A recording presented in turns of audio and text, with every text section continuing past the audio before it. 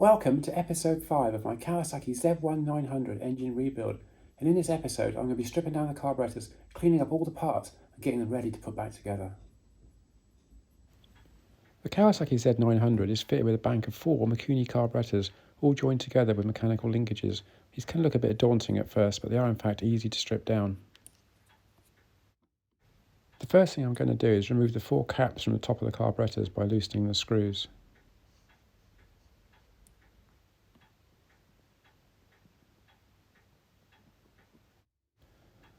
With the first cap removed, I then remove the screws from the cap and remove the gasket and put them in separate containers.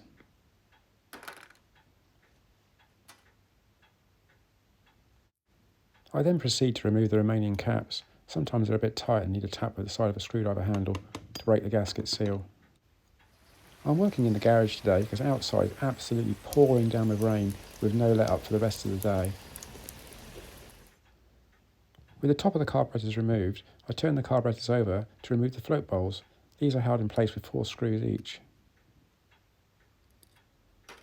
I'm using my JIS screwdriver, which fits the screw heads perfectly, otherwise they can get chewed up. With a gentle tap from a screwdriver, the first float chamber is removed and it's quite clean inside.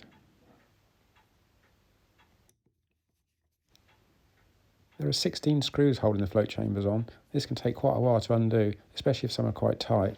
But if you've got the correct fitting JIS screwdriver, they should come undone easily.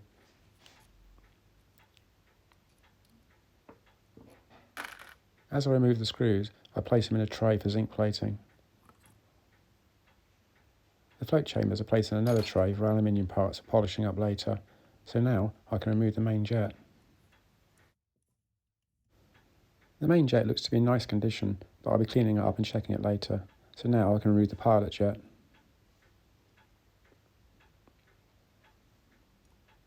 With the pilot jet removed, I can remove the needle jet out of the carburetor body by unscrewing it. This also is in very good condition.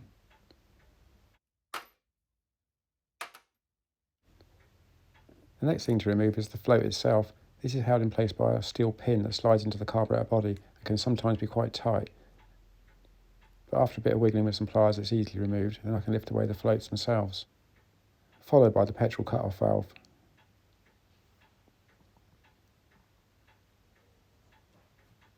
The brass part of the petrol cut-off valve can now be unscrewed from the carburetor body using a 10mm socket. This has a fair amount of oxidation on its surfaces, but that'll clean up nicely, and I'll show you how to do that later on. I now repeat the process of removing all the jets and the floats from the remaining 3 carburetors.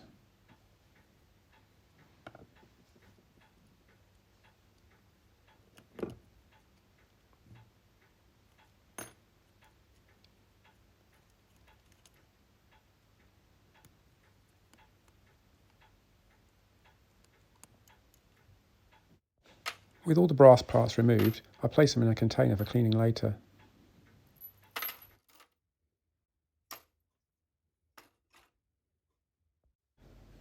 I can now turn the carburetors back over and start taking apart the linkages, starting with the internal linkage that lifts the throttle slides.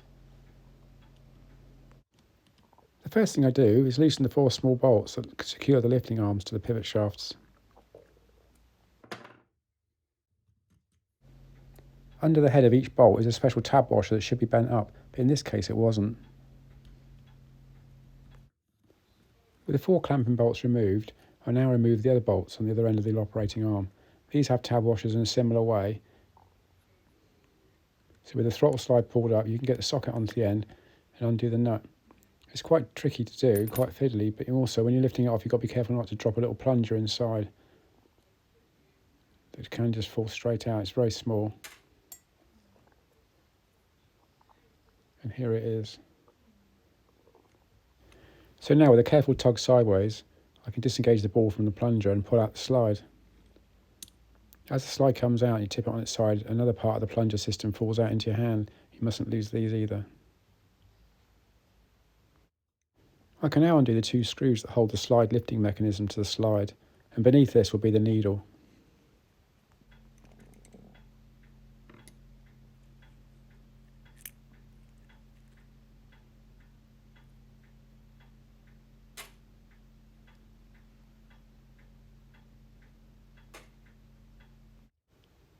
and the needle slides up from underneath and pushes out through the top. There's identification numbers and letters around the top of the needle. We can check these out later to make sure it's the correct needle for the bike. I now repeat the process to remove the other 3 slides.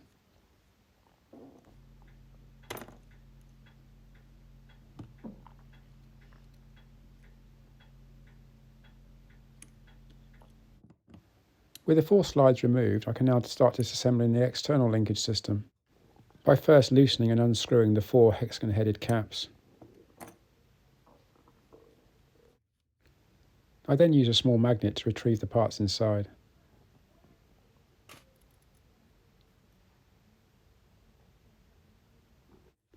I then loosen and remove the synchronization screws by first loosening the lock nuts and then unscrewing the centre portion with a screwdriver.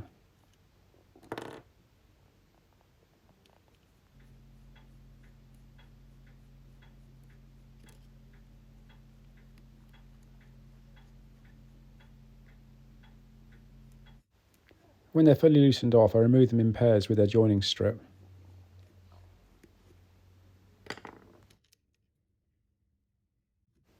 I'm now ready to remove the individual carburettor bodies from the rack assembly. So to do this, I turn the carburettors over and undo the 8 screws.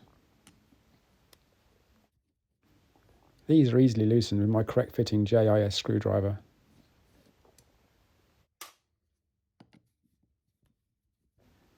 I mustn't forget my tea. I've been so busy concentrating I forgot to drink it, but Charlie's been watching over it to make sure nothing falls in.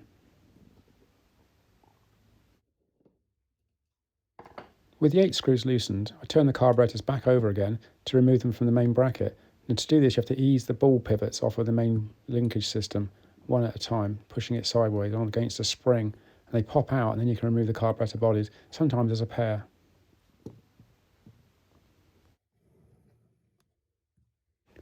I now repeat it with the other 2 carburettors. Sometimes you have to use a little screwdriver to lever the actual lever off of the ball pivot. It sometimes snaps in nicely. But once it's removed, the 2 carburettor bodies come off together.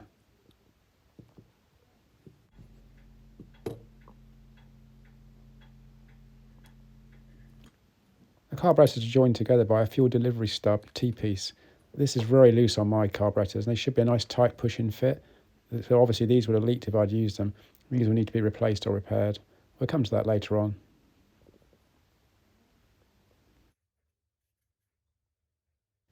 I can now pull out the pivot shaft, making sure I don't lose any of the special washers, springs or clips, and plastic bushes.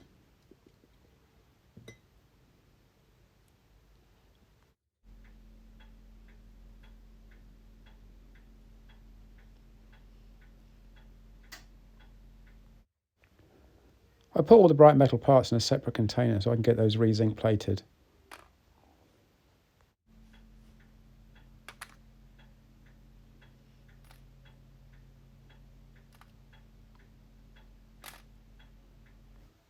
The last thing to remove from the carburettor body is the choke plunger. This simply unscrews. It comes out as a complete assembly. The last thing to strip down is the main bracket assembly, and I start by removing the choke rod and lever. This is held in with a succession of screws.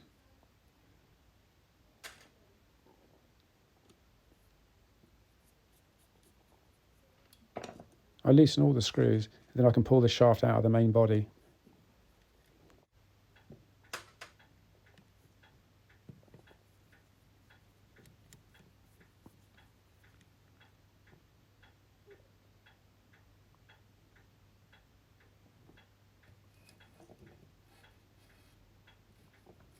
As I pull out the shaft, I'm careful to retrieve the 4 operating levers. These will be re-zinc plated. I can now strip down the main throttle operating system and spring. By removing the 3 location bolts, then gradually sliding the shaft out, allowing all the parts to drop off onto the bench.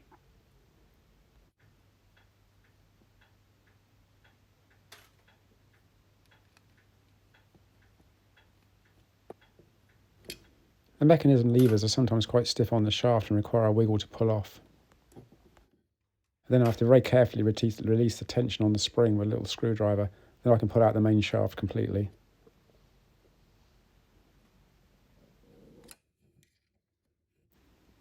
I can now pull out the main shaft. It's a little bit stiff in this case, so I have to use some pliers, but it eventually comes out. I then remove the idle screw and throttle cable bracket.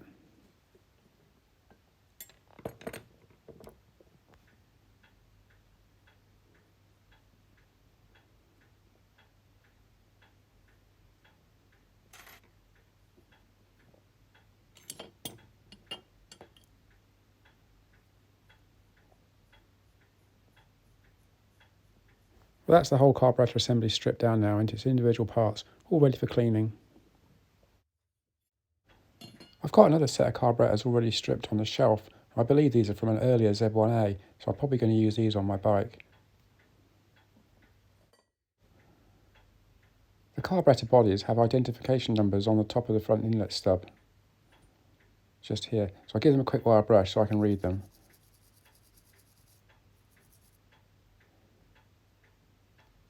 And these ones are 1473, which designates Z1A and early Z1B, so I'm going to use these carburetors, because my other ones are 217, which is late 1975 Z1B. With both sets of carburetors stripped on the bench, that's so many parts to go through, but I'll go through them one at a time, checking for condition and picking the best bits for my bike.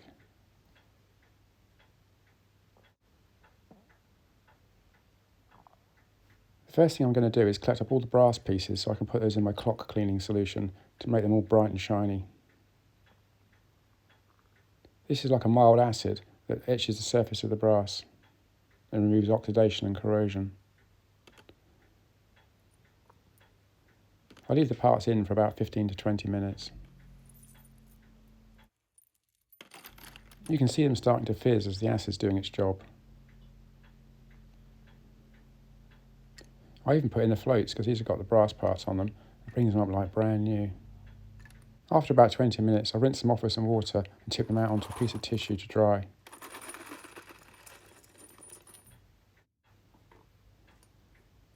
I now give all the parts a gentle blast on my airline to dry them off a little bit.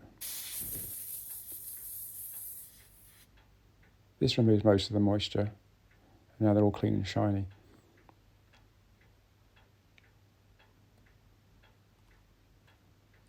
It's amazing how they come up. They look absolutely brand new. I'm really pleased about that.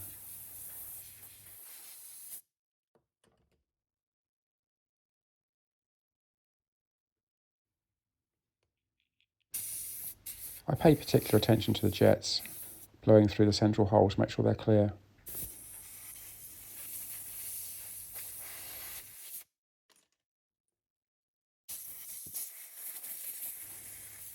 A couple of hours later, after the parts are fully dried, I tip them out onto a metal tray to give them a thorough inspection. I pay particular attention to the pilot jets because these can sometimes still be blocked because the hole is so small. These are 17.5s. So what I do is use a very, very fine wire brush, pull out one of the bristles with a pair of pliers. This is very fine. And it fits in through the hole nicely. I give it a little wiggle just to make sure there's no corrosion inside still. Just really gently, not pushing hard. Give it a little rotation. And there we can see it's completely clear. So I'm really pleased about that. So that's going to work just right. The larger parts are shiny and clean inside. The clock cleaning solution does an amazing job.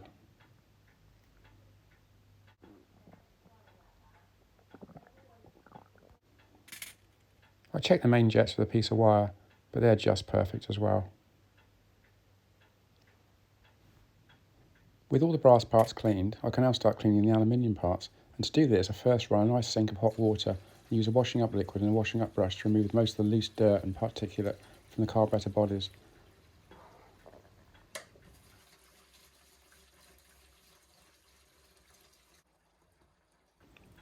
These carburetor bodies are actually quite clean. I've seen a lot worse. These should come up just nicely with a brush.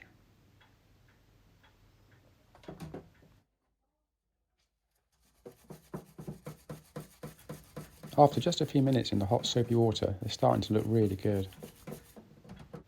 I use a finer brush to get into the corners. Then, after a rinse under the tap, it's looking really nice and ready for the next stage.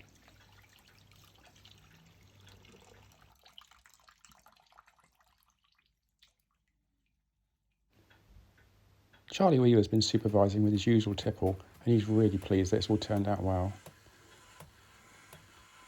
I glanced through to the dining room and Tracy's making Christmas cards with some really whizzy scissors that cut zigzag lines, and on the floor is my Z1 exhaust, freshly delivered from Z Power, waiting to be fitted.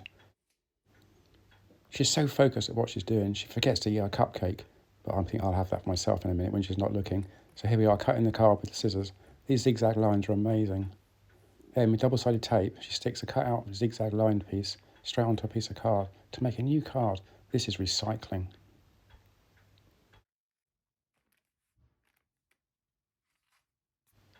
Well, that's one done, 200 to go. She's going to be hours, so I think I'll pinch that cupcake and go back in the garage.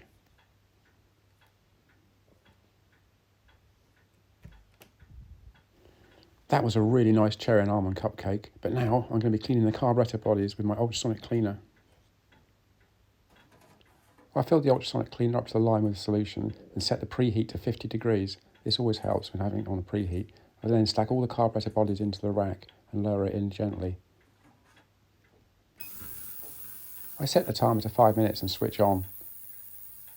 This is quite a violent reaction. The carburetor's bodies are subject to ultrasonic vibration that remove every single bit of particles of particulate and dust and dirt from the carburetors, including in the very fine drillings and holes. When the 5 minutes is up, the ultrasonic cleaner turns itself off and I can lift out the parts, and they look absolutely amazing. The carburetor cleaner has done an amazing job of cleaning the surfaces as well as cleaning out all the orifices and holes and drillings. These are like brand new. So now I put in the rest of the parts.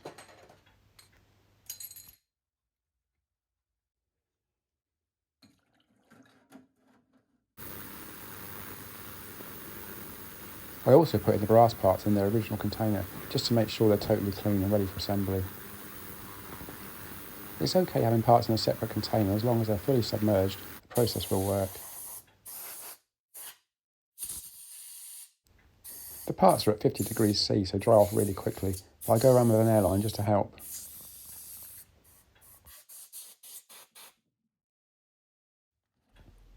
With the second batch of parts finished, I lift them out to dry.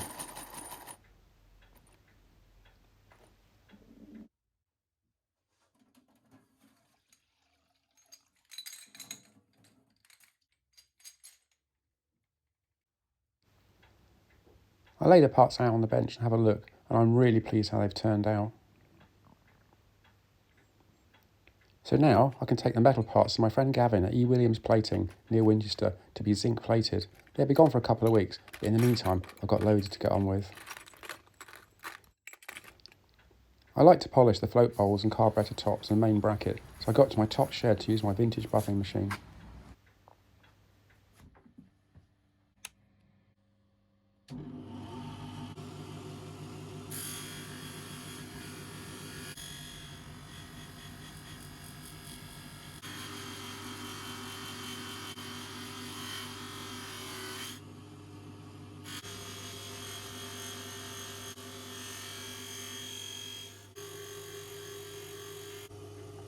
There we go, that's just perfect, just the right amount of shine. I look up and the pigeon's looking down. I think he's wondering what all the noise is about. He shakes his head and then flies off. Back in the garage, I give the parts a quick clean with some brake cleaner to remove any residual wax from the buffing process. With all the parts clean, I can now put them on my shelf ready for reassembly when the parts come back from the zinc platers.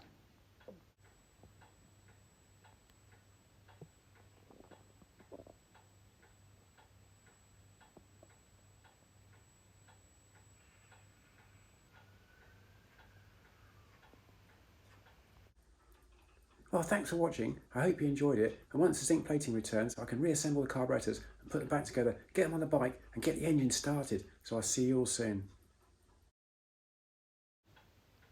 We've been getting quite a lot of rain recently and the hedgehogs seem to run around at high speed. I don't think they like the rain. And when it's dry, they just seem to wander along without a worry in the world. We've had no news about our poorly hedgehog we took to Oxford Wildlife Centre, but hopefully he's okay, and hopefully we'll catch up with him before the next video.